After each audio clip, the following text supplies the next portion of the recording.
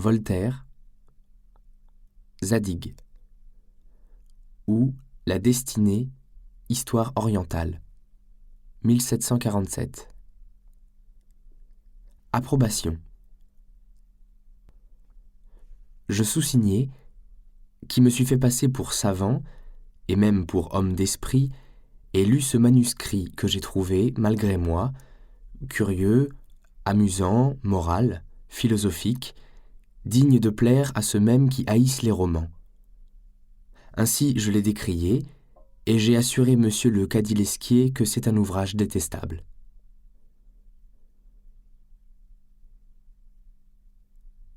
Épître dédicatoire de Zadig à la sultane Shéra par Sadi.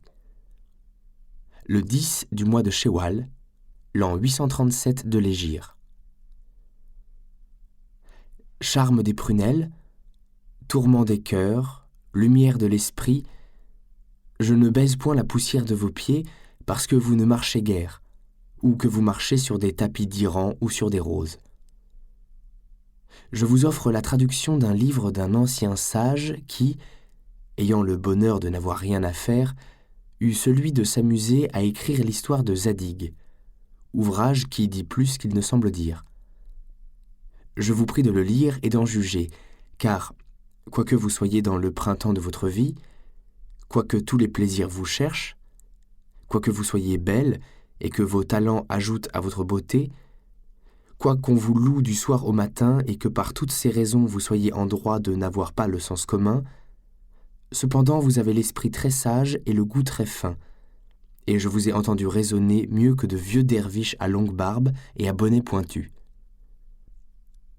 Vous êtes discrète et vous n'êtes point défiante, vous êtes douce sans être faible, vous êtes bienfaisante avec discernement, vous aimez vos amis et vous ne vous faites point d'ennemis. Votre esprit n'emprunte jamais ses agréments des traits de la médisance. Vous ne dites de mal ni n'en faites, malgré la prodigieuse facilité que vous y auriez. Enfin, votre âme m'a toujours paru pure comme votre beauté. Vous avez même un petit fond de philosophie qui m'a fait croire que vous prendriez plus de goût qu'une autre à cet ouvrage d'un sage. Il fut écrit d'abord en ancien chaldéen, que ni vous ni moi n'entendons. On le traduisit en arabe pour amuser le célèbre sultan Ulugh Beg. C'était du temps où les Arabes et les Persans commençaient à écrire des 1001 nuits, des 1001 jours, etc. Ulugh aimait mieux la lecture de Zadig, mais les sultanes aimaient mieux les 1001. Comment pouvez-vous préférer, leur disait le sage Ulugh, des contes qui sont sans raison et qui ne signifient rien? C'est précisément pour cela que nous les aimons, répondaient les sultanes. Je me flatte que vous ne leur ressemblerez pas et que vous serez un vrai Ulugh. J'espère même que, quand vous serez las des conversations générales, qui ressemblent assez aux 1001, à cela près qu'elles sont moins amusantes, je pourrai trouver une minute pour avoir l'honneur de vous parler raison. Si vous aviez été Thalestris, du temps de Scander, fils de Philippe, si vous aviez été la reine de Sabé, du temps de Soleiman, c'eussent été ces rois qui auraient fait le voyage. Je prie les vertus célestes que vos plaisirs soient sans mélange, votre beauté durable et votre bonheur sans fin. Sadi. Zadig ou La destinée. Chapitre 1. Le borgne.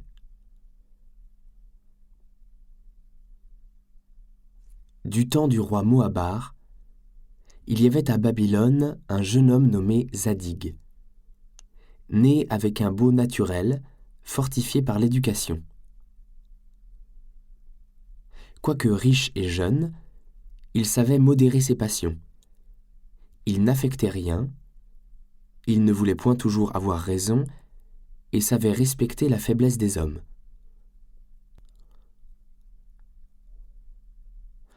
On était étonné de voir qu'avec beaucoup d'esprit, il n'insulta jamais par des railleries, à ses propos si vagues, si rompus, si tumultueux, à ses médisances téméraires, à ses décisions ignorantes, à ses turlupinades grossières, à ce vain bruit de paroles qu'on appelait « conversation » dans Babylone. Il avait appris, dans le premier livre de Zoroastre, que l'amour-propre est un ballon gonflé de vent dont il sort des tempêtes quand on lui a fait une piqûre. Zadig, surtout, ne se vantait pas de mépriser les femmes et de les subjuguer. Il était généreux. Il ne craignait point d'obliger des ingrats, suivant ce grand précepte de Zoroastre, « Quand tu manges, donne à manger aux chiens, dussent-ils te mordre ». Il était aussi sage qu'on peut l'être, car il cherchait à vivre avec des sages.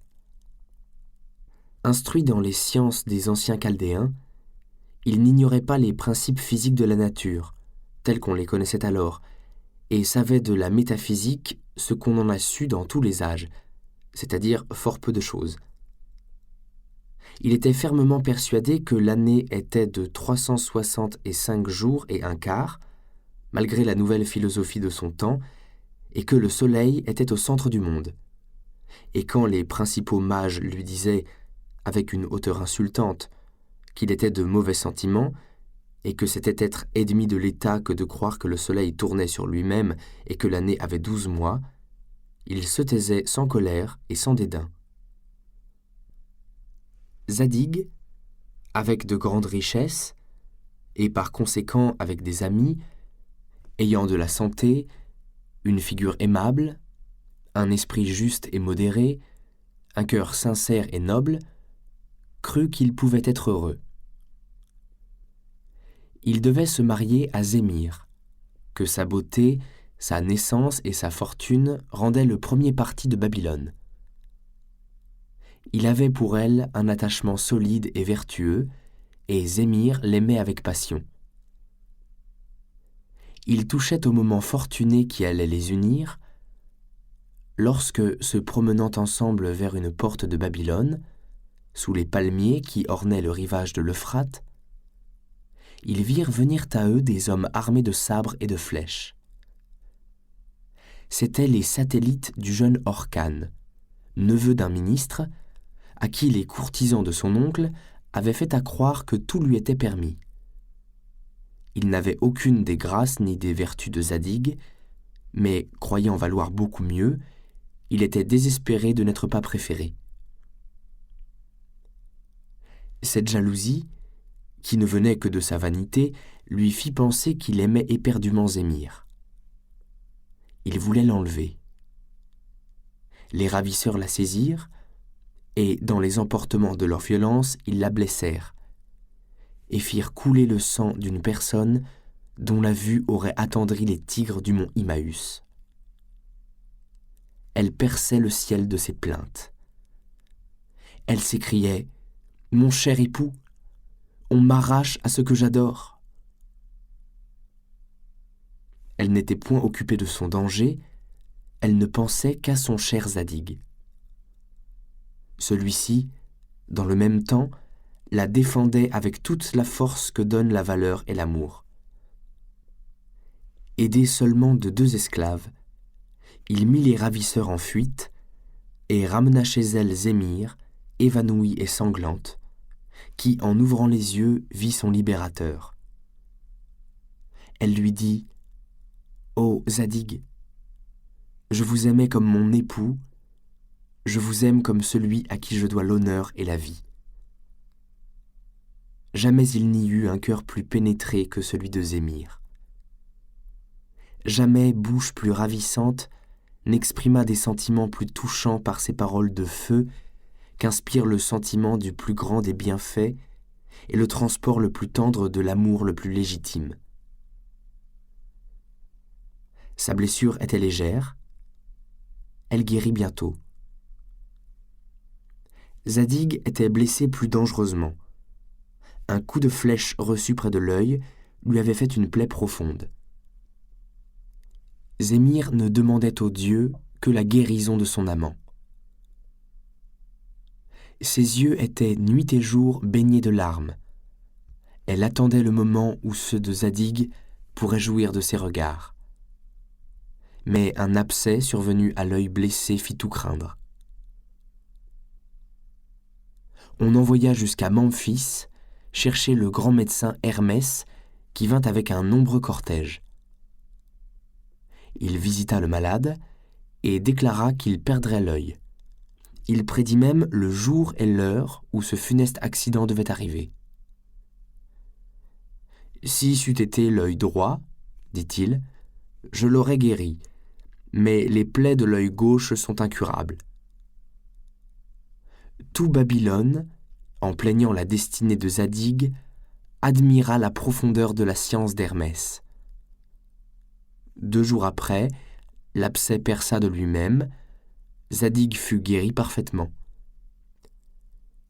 Hermès écrivit un livre où il lui prouva qu'il n'avait pas dû guérir.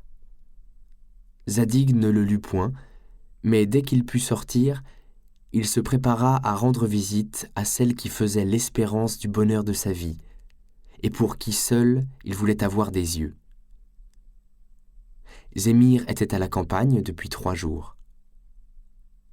Il apprit en chemin que cette belle dame, ayant déclaré hautement qu'elle avait une aversion insurmontable pour les borgnes, venait de se marier à Orcane la nuit même.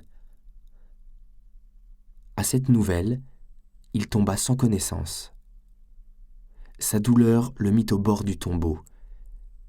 Il fut longtemps malade, mais enfin la raison l'emporta sur son affliction, et l'atrocité de ce qu'il éprouvait servit même à le consoler. « Puisque j'ai essuyé, dit-il, un si cruel caprice d'une fille élevée à la cour, il faut que j'épouse une citoyenne. » Il choisit Azora, la plus sage et la mieux née de la ville. Il l'épousa et vécut 1 mois avec elle dans les douceurs de l'union la plus tendre. Seulement il remarquait en elle un peu de légèreté et beaucoup de penchant à trouver toujours que les jeunes gens les mieux faits étaient ceux qui avaient le plus d'esprit et de vertu.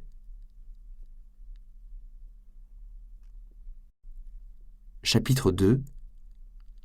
Le nez. Un jour, Azora revint d'une promenade, tout en colère et faisant de grandes exclamations. « Qu'avez-vous » lui dit-il, « ma chère épouse ? Qui vous peut mettre ainsi hors de vous-même ?»« Hélas » dit-elle, « vous seriez indigné comme moi si vous aviez vu le spectacle dont je viens d'être témoin. J'ai été consoler la jeune veuve Khosrou, qui vient d'élever, depuis 2 jours, un tombeau à son jeune époux auprès du ruisseau qui borde cette prairie. Elle a promis aux dieux, dans sa douleur, de demeurer auprès de ce tombeau tant que l'eau de ce ruisseau coulerait auprès. »« Eh bien, dit Zadig, voilà une femme estimable qui aimait véritablement son mari. »« Ah !» reprit Azora. « Si vous saviez à quoi elle s'occupait quand je lui ai rendu visite ?»« À quoi donc, belle Azora ?»« Elle faisait détourner le ruisseau. »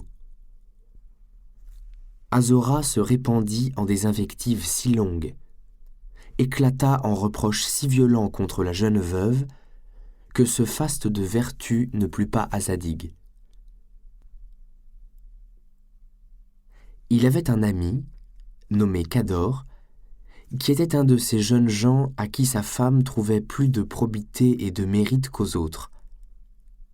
Il le mit dans sa confidence et s'assura autant qu'il le pouvait de sa fidélité par un présent considérable. Azora, ayant passé 2 jours chez une de ses amies à la campagne, revint le 3e jour à la maison. Des domestiques en pleurs lui annoncèrent que son mari était mort subitement, la nuit même, qu'on n'avait pas osé lui porter cette funeste nouvelle, et qu'on venait d'ensevelir Zadig dans le tombeau de ses pères, au bout du jardin. Elle pleura, s'arracha les cheveux et jura de mourir.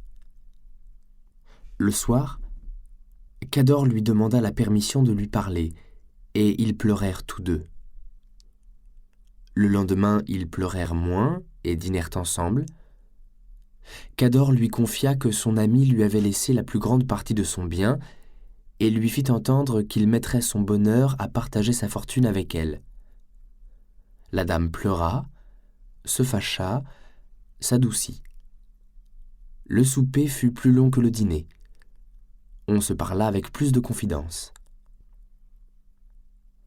Azora fit l'éloge du défunt, mais elle avoua qu'il avait des défauts dont Cador était exempt. Au milieu du souper, Cador se plaignit d'un mal de rate violent.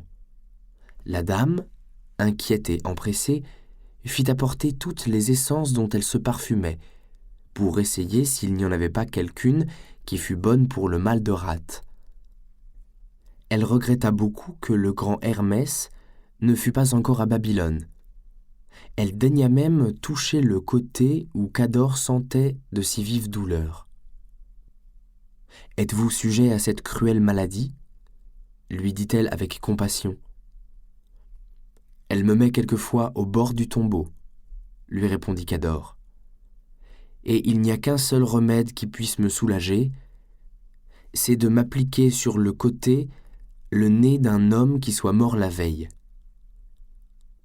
« Voilà un étrange remède, » dit Azora. « Pas plus étrange, » répondit-il, « que les sachets de sieur Arnoult contre l'apoplexie. » Cette raison, jointe à l'extrême mérite du jeune homme, détermina enfin la dame.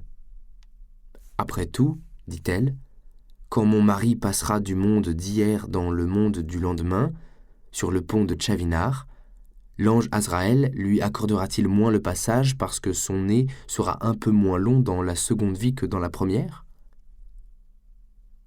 Elle prit donc un rasoir, elle alla au tombeau de son époux, l'arrosa de ses larmes et s'approcha pour couper le nez à Zadig, qu'elle trouva tout étendu dans la tombe.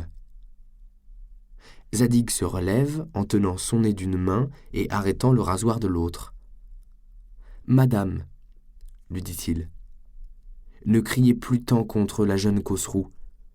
Le projet de me couper le nez vaut bien celui de détourner un ruisseau. » Chapitre 3 – Le chien et le cheval. Zadig éprouva que le premier mois du mariage, comme il est écrit dans le livre du Zend, est la lune de miel, et que le second est la lune de l'absinthe. Il fut quelque temps après obligé de répudier Azora, qui était devenue trop difficile à vivre, et il chercha son bonheur dans l'étude de la nature. « Rien n'est plus heureux, disait-il, qu'un philosophe qui lit dans ce grand livre que Dieu a mis sous nos yeux. Les vérités qu'il découvre sont à lui. Il nourrit et il élève son âme, il vit tranquille, il ne craint rien des hommes, et sa tendre épouse ne vient point lui couper le nez. » Plein de ces idées, il se retira dans une maison de campagne sur les bords de l'Euphrate. Là, il ne s'occupait pas à calculer combien de pouces d'eau coulaient en une seconde sous les arches du pont, ou s'il tombait une ligne cube de pluie dans le mois de la souris plus que dans le mois du mouton. Il n'imaginait point de faire de la soie avec des toiles d'araignée, ni de la porcelaine avec des bouteilles cassées. Mais il étudia surtout les propriétés des animaux et des plantes. Et il acquit bientôt une sagacité qui lui découvrait 1000 différences, où les autres hommes ne voient rien que d'uniforme. Un jour, se promenant auprès d'un petit bois, il vit accourir à lui un eunuque de la reine, suivi de plusieurs officiers qui paraissaient dans la plus grande inquiétude et qui couraient çà et là comme des hommes égarés qui cherchent ce qu'ils ont perdu de plus précieux. « Jeune homme, lui dit le premier eunuque, n'avez-vous point vu le chien de la reine ?» Zadig répondit modestement, « C'est une chienne, et non pas un chien. » « Vous avez raison, reprit le premier eunuque. C'est une épagnole très petite, ajouta Zadig. Elle a fait depuis peu des chiens. Elle boite du pied gauche de devant et elle a les oreilles très longues. Vous l'avez donc vue, dit le premier eunuque tout essoufflé. Non, répondit Zadig. Je ne l'ai jamais vue, et je n'ai jamais su si la reine avait une chienne. Précisément dans le même temps, par une bizarrerie ordinaire de la fortune, le plus beau cheval de l'écurie du roi s'était échappé des mains d'un palefrenier dans les plaines de Babylone. Le grand veneur et tous les autres officiers couraient après lui avec autant d'inquiétude que le premier eunuque après la chienne. Le grand veneur s'adressa à Zadig et lui demanda s'il n'avait point vu passer le cheval du roi. « C'est, répondit Zadig, le cheval qui galope le mieux. Il a 5 pieds de haut, le sabot fort petit, il porte une queue de 3 pieds et demi de long, les bossettes de son mors sont d'or à 23 carats, ses fers sont d'argent à 11 deniers. Quel chemin a-t-il pris? Où est-il? Demanda le grand veneur. Je ne l'ai point vu, répondit Zadig, et je n'en ai jamais entendu parler. Le grand veneur et le premier eunuque ne doutèrent pas que Zadig n'eût volé le cheval du roi et la chienne de la reine. Ils le firent conduire devant l'assemblée du grand Estéram, qui le condamna au knout, et à passer le reste de ses jours en Sibérie. À peine le jugement fut-il rendu, qu'on retrouva le cheval et la chienne. Les juges furent dans la douloureuse nécessité de reformer leur arrêt, mais ils condamnèrent Zadig à payer 411 d'or pour avoir dit qu'il n'avait point vu ce qu'il avait vu. Il fallut d'abord payer cette amende, après quoi il fut permis à Zadig de plaider sa cause au conseil du grand Estéram. Il parla en ces termes. « Étoile de justice, abîme de science, miroir de vérité, qui avait la pesanteur du plomb, la dureté du fer, l'éclat du diamant et beaucoup d'affinité avec l'or, puisqu'il m'est permis de parler devant cette auguste assemblée, je vous jure par Orosmade que je n'ai jamais vu la chienne respectable de la reine, ni le cheval sacré du roi des rois. Voici ce qui m'est arrivé. Je me promenais vers le petit bois, où j'ai rencontré depuis le vénérable eunuque et le très illustre grand veneur. Nous espérons que vous avez apprécié cet aperçu. Pour continuer à écouter ce livre audio sur Google Play Livres, utilisez le lien dans la description de la vidéo.